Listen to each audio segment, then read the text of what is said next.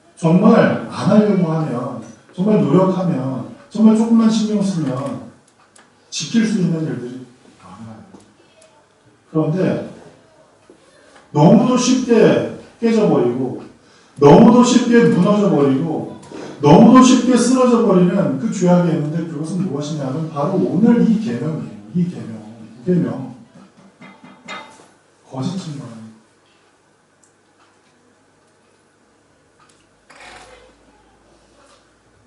증언이라는 말을 히브리어로 아나라고 얘기를 합니다. 이것은 대답한다는 거예요.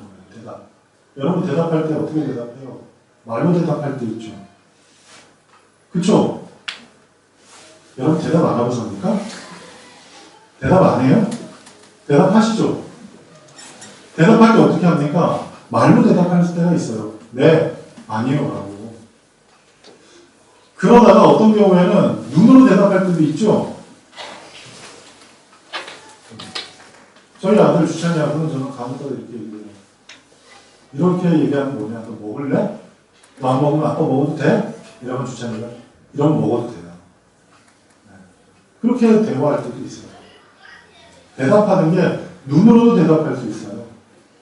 그리고 몸짓으로 대화할 수 있죠. 대답할 수 있죠. 그렇죠?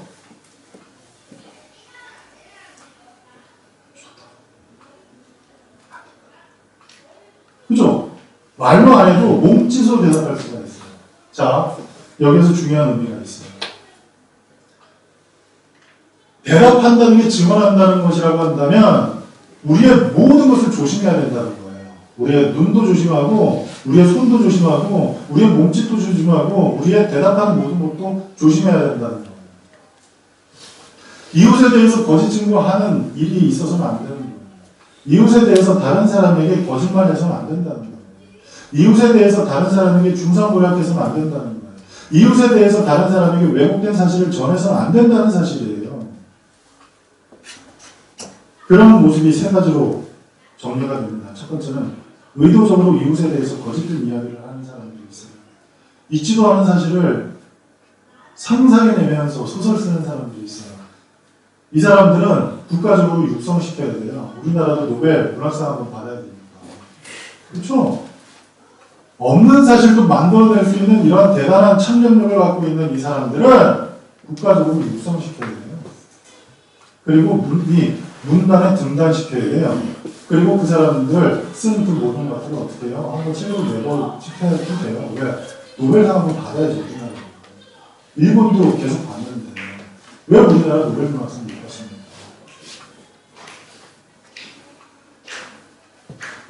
틀림없이 아닌 그 사실을 이야기하는 사람들이 있어요. 얼마 전에 우리 그 사실을 한번 접했죠. 약초노골이 사진 같은 거 여러분 아십니까? 약초노골이라는 곳이 있었는데 그곳에 택시기사가 있었는데 그 택시기사를 15살짜리로 죽였다는 거예요. 이 아이는 자기가 죽이지 않았다고 얘기했는데도 불구하고 경찰의 강압수사에 의해서 그리고 검찰의 짜맞추기 수사에 의해서 이 친구가 결국 내가 죽였다고 자백하게 됩니다. 그리고 청소년인 것이 가만되어서 10년 교도소에 있고 그리고 10년 만기 출소를 하게 됩니다. 어느덧 이 소년이 몇 살이래요? 15살에 들어가서 10년 살았으니까 몇 살이에요? 25. 25이 돼서 나왔어요. 나왔는데 너무 억울한 거예요. 그래서 그때부터 시작해서 변호사를 통해서 재심 신청을 했어요. 그리고 재심이 받아지고 결국 유명을 쓴 지 16년 만에 살인자가 아닌 것을 판명받게 되었어요. 그럼 뭡니까? 16년 동안 그는 감옥에서 있었던 10년보다 자기를 더 힘들게 했던 것이 뭐였냐면 살인자라는 그 사람들의 시선이었어요.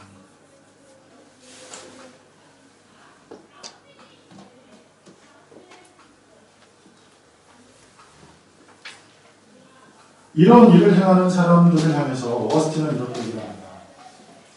혀로하는 살인, 혀로하는 살인. 어떤 일을 지어내서 다른 사람을 어렵게 만들면 그것은 다른 사람을 죽이는 거고 아니에요. 왜? 사람은 무엇을 중요하게 생각한다고요? 명예를 중요하게 생각합니다. 두 번째로 사실이라 할지라도 사실이 아닌 거짓말이 있어요. 사실이에요, 틀림없이.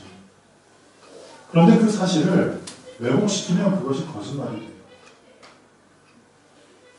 미움이나 겸손함에서 나타나는 거짓. 모든 상황을 긍정적으로 볼 수도 있음에도 부정적으로 보면서 사실을 왜곡시키는 거예요. 우리나라 대통령 중에 한 분이 그런 얘기를 했어요. 대통령 못해먹겠다. 대통령 못해먹겠다는 그 얘기 한마디만 딱 추려가지고 어떻게 했어요? 탄핵하기 시작했어요. 못할 거면 내려와라. 이거 시켜, 이거 하라 그랬나? 내려와라. 근데 그 전후 이야기를 다 빼고 그 한마디 대통령 못해먹겠다.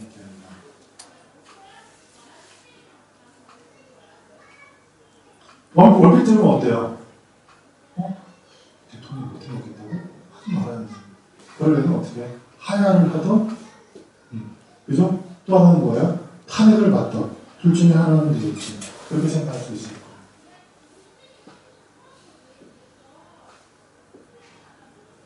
누군가에서 이야기를 들을 때 당사자의 의중과는 상관없이 이해할 수 있는 그 내용만 딱 추려서 거두절미하고 한통하게 말을 끊어서 사람들에게 전달하면 그것은 이웃에 대해서 거짓 증거하는 거라는 사실이에요. 어거스틴이 이런 사람을 뭐라 그랬다고요? 혀로 사람을 죽이는 사람이라고 얘기했습니다. 세 번째, 이웃이 오해하도록 진실을 함구하는 거예요. 자신이 알고 있는 사실을 위해서 이건 우리가 그동안 몰랐어요. 첫 번째, 없는 사실을 만들어내고 있을 법한 얘기를 만들어내고 두 번째, 있는 사실을 왜곡되게 하는 것만 안 하는데 이 세 번째는 몰랐을지도 몰라요. 이것도 잘 들어보세요. 이웃이 오해하도록 진실을 이야기하지 않는 거예요. 간혹가다 우리나라에 보면 현수막이 달려있어요. 교통사고로 목격하신 건 누구누구에게 알려달라고. 알려주질 않아요. 왜? 경찰한테 불려다니니까. 너무 불편해요. 그리고 괜히 잘못 얘기했다가 다른 사람에게 해코지 받을까봐 그게 무서워서 얘기를 하지 않아요. 자신이 알고 있는 사실에 대해서 관계성에 문제가 생기거나 피곤해질 거라는 생각 때문에 이야기를 하지 않는 것, 이것도 이것을 통해서 이웃에 대해서 거짓 증언하는 것과 같다고 얘기했습니다. 그러면 여러분, 성경은 지금 제가 여태까지 얘기했던 그 모든 것에 대해서 어떻게 그 모든 것을 뒷받침해주고 있는가 말씀드리고 있어요. 전도서 5장 2절은 이렇게 얘기합니다. 너는 하나님 앞에서 함부로 입을 열지 말며 급한 마음으로 말을 내지 말라. 하나님은 하늘에 계시고 너는 땅에 있습니다. 그런즉 마땅히 말을 적게 할 것이다. 그리고 잠언 12장 18절은 이렇게 얘기를 합니다. 혹은 칼로 찌는 같이 함부로 말하거니와 지혜 없는 자의 혀는 양날과 같은 자. 함부로 악질하는 사람들이 있어요. 말을 거침없이 하는 분들 계시죠? 저도 그런 부류에 속해요. 말을 거침없이 하는 분. 그래서 이 말씀을 준비하면서 그리고 또 우리 청년들과 제자훈련 하면서 그리고 우리 구역 모임 하면서 다시 한번 돌아보고 있습니다. 거침없이 얘기하는 게 그러지 말아야 되겠다. 그런 생각을 하고 있습니다. 그리고 그렇게 살아가려고 노력해보려고 합니다. 잠언 25장 9절부터 11절도 이렇게 얘기를 합니다. 너는 이웃과 다투거든 변론만 하고 남의 은밀한 일을 누설하지 말라. 제가 좀 이따 성경 말씀 얘기한다고 했죠. 식탁에서 같이 밥 먹었던 그 사람이 다른 사람에 대해서 마음이 수틀려서 마음이 풀어져서 마음이 이제 변해서 다른 사람에 대해서 안 좋은 얘기를 퍼뜨리기 시작하는 것에 대해서 성경은 이렇게 얘기해요. 너는 이웃과 다투거든 변론만 하고 남의 은밀한 일을 누설하지 마라. 듣는 자가 어떻게 한다고? 이제부터가 중요해요. 듣는 자가 너를 꾸짖는데요. 너를 꾸짖는데요. 그리고 또 수욕이 내게서 떠나지 아니할까 두려우니라. 수욕이 내게서 떠나지 않아. 나는 다른 사람을 좀 안 좋게 해보려고 다른 사람에 대해서 안 좋은 약점들을 막 얘기했는데 결국 그 모든 것이 누구한테 온다고요? 나한테 온다고요.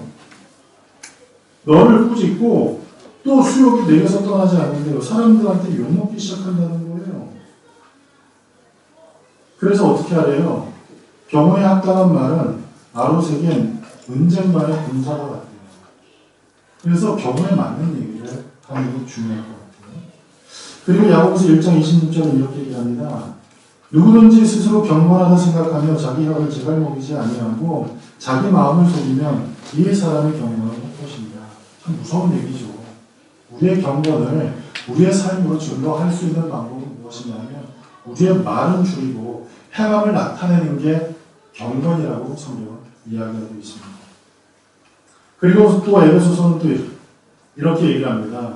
누추함과 어리석은 말이나 희롱의 말이 마땅치 아니하니 돌이켜 감사하는 말을 하라.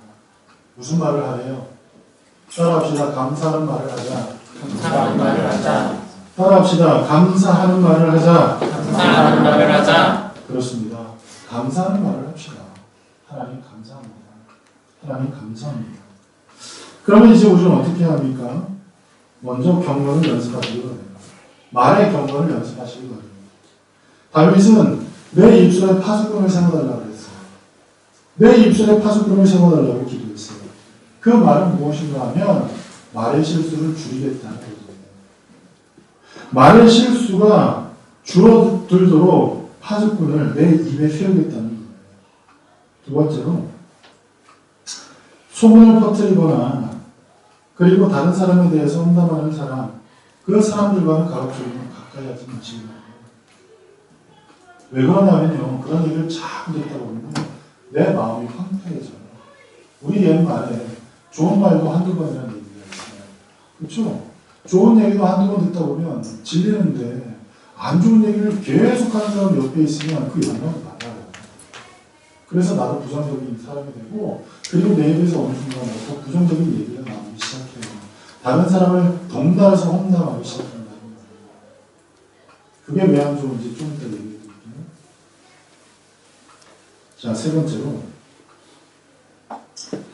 비판하는 습관을 자제하시기 바라요. 성경은 우리를 향해서 비판하지 말라고 합니다. 왜 비판하지 말라고 합니까? 우리를 판단하실 분은 오직 하나님 한 분이시기 때문에 우리로 하여금 비판하지 말래요. 비판은 어디서부터 나와요? 판단하면 나와요. 저 사람에 대한 판단이 내게 딱 서면 비판이 나와요. 저 사람에 대한 판단이 딱 서면 저 사람을 인정할 때 있어요. 판단이 서면 인정하던 판단이 서면 비판하게 되는데 판단은 누구의 것이라고 얘기합니까? 하나님의 것이라고 얘기합니다. 그래서 제가 금요일에 우리 청년들에게 그런 얘기를 했어요. 금요 예배 때 제가 그런 얘기를 했어요. 하나님이 판단하지 말라고 그랬으니까 우리 판단하지 맙시다 얘기했어요. 대신 뭐 하자고 그랬어요? 분별하자고 그랬어요. 분별. 그 사람이 열매를 보면서 분별하자고 얘기했어요. 여러분 판단하지 마십시오. 판단하고 그 사람에 대해서 비판하지 마십시오. 그리고 여러분에게 좀 외람된 얘기를 할게요. 어떤 분은 그런 얘기를 하더라고요. 외람된 얘기 좀 할게요. 그러면 외람된 건 하지 마세요. 그런 얘기를 하더라고요. 외람된 얘기를 왜 굳이 하시려고 하세요? 그렇게 얘기를 하더라고요. 오늘 주제와 좀 관련된 얘기이기 때문에 여러분이 말씀드립니다. 용기를 냈어요. 제가 진짜 용기를 냈어요. 여러분 목회자를 향해서 판단하고 비판하는 일을 가급적이면 자제하시기 바랍니다. 왜 자제하냐? 제가 비판받고 제가 욕먹고 그게 싫어서가 아니에요. 여러분이 저를 향해서 비판하고 여러분이 목회자에 대해서 판단하고 비난하기 시작하면 여러분 마음에 은혜가 안 돼요. 여러분 삶에 은혜가 안 돼요. 주일날 누굴 제일 많이 봅니까? 누굴 제일 많이 봅니까? 목사를 제일 많이 보지 않겠습니까? 더군다나 오늘 제가 설교 50분씩 하고 있는데 50분은 봐야 되지 않겠습니까? 다음 주에 제가 1시간을 설교하면 여러분 저는 1시간 동안 봐야 된다는 말이에요. 보기만 하니까 제가 얘기하는 걸 들어야 된다. 그런데 목회자에 대해서 비난하고 판단하면 어때요? 자기의 마음에 은혜가 안 돼요. 은혜가 안 돼요. 그래서 어떤 목사님들은 그렇게 얘기합니다. 그리고 어떤 분들은 또 그런 얘기를 해요. 목회자에 대해서, 그리고 교회에 대해서 비난하는 것을 자제하도록 이야기하면서 스펄전 목사님 같은 분은 그런 얘기를 해요. 어떤 분이 와서 그렇게 물었대요. 목사님, 저에게 좀 좋은 교회 좀 소개시켜달라고. 목사님 설교가 좋고, 목사님이 사랑이 많고, 그리고 성도님들이 참 정이 많아서 서로 이렇게 챙겨줄 수 있고, 그리고 교회에서 자기가 섬김받을 수 있고, 또 섬겨줄 수 있는, 그리고 교회 가면 마음이 편하고, 또 교회 가면 뭐든지 다 될 것 같은 그런 소망이 생기는 그런 교회 좀 소개시켜달라고 그렇게 스펄전 목사님에게 부탁을 했습니다. 그랬더니 스펄전 목사님이 그 사람 손을 꼭 잡으면서 이렇게 얘기해요. 성도님, 혹시 그런 교회를 돌아다니다가 찾으면 저한테도 얘기해달라고. 저도 이 교회 사임하고 그 교회 다니려고 한다고. 그렇게 이야기를 했대요. 여러분, 교회는 사람들이 모인 곳이기 때문에요. 제가 오늘 재직들 교육하려고 준비한 교환에 건강한 교회가 나와요. 이 건강한 교회, 말이 좋아서 건강하죠. 건강한 교회가 될 수 있는 부분은 무엇이냐면 사람들이 건강해야 교회가 건강해질 수가 있어요. 그래서 어떤 분들은 그런 얘기를 해요. 목사가 교회에 대해서 비난하는 것을 자제하라. 그리고 가급적 이런 것을 많이 말해요. 하지 말라고 얘기를 하세요. 혹 그런 일들이 여러분 귀에 혹 들리신다면 혹 어떤 분을 통해서 교회에 대해서 혹 목사에 대해서 안 좋은 얘기들이 여러분에게 막 들어가게 되면 어때요? 어머, 우리 목사님 그럴 때 더 없어? 더 없어? 더 없어? 다른 건 없어? 진짜 그거밖에 없어? 이게 아니고요. 달력같이 그런 얘기를 조용하게 하세요. 그리고 기도하세요, 여러분. 기도하세요. 하나님, 과연 우리 목사님이 그렇다고 하는데 정말 그럴까요? 그러다가 그게 좀 궁금하면 저한테 와서 한번 물어보세요. 아니면 따지기라도 하세요. 그리고 그게 아니라고 한다면 아닌 것을 인정해 주세요. 그리고 그럼에도 불구하고 도저히 안 되겠다고 하면 한번 진지하게 기도해 보세요. 하나님, 저 목사님을 내가 계속 만나야 되고 설교 말씀을 들어야 되고 교회에서 봐야 되는데 하나님 은혜가 안 됩니다. 어떻게 하면 좋겠습니까? 어떻게 하면 좋겠습니까? 그리고 기도하면서 하나님 마음 주신, 정말 하나님께서 내 마음 가운데 감동 주신 교회로 옮기는 것이 그분을 위해서 좋은 일이 아닌가 생각해 봅니다. 여러분, 우리는 오늘 말씀을 통해서 그런 얘기를 한번 생각해 봅시다. 자신의 명예를 중요하게 여기듯 다른 사람의 명예를 중요하게 여길 수 있는 사람, 다른 사람의 명예를 높여줄 수 있는 사람이 정말 성숙한 그리스도인이라고 생각합니다. 그것이 성숙한 그리스도인이라고 한다면 그런 성숙을 우리가 이루어가도록 부족한 부분을 서로 격려하면서 모자란 부분을 서로 위로하면서 하나님께서 주신 그 아름다운 목표를 향해서 함께 달려갈 수 있는 그 믿음의 공동체가 될 때 우리는 이웃에 대해서 거짓 증거하기보다는 오히려 이웃을 격려하고 이웃을 살리고 이웃의 명예를 존중할 수 있는 성숙한 교회, 성숙한 그리스도인으로 서 나갈 수 있게 될 것입니다. 그런 우리를 향해서 예수님께서 이렇게 말씀하십니다. 하나님께서 이렇게 말씀하십니다. 내 이웃에 대하여 거짓 증거하지 말라. 기도하겠습니다.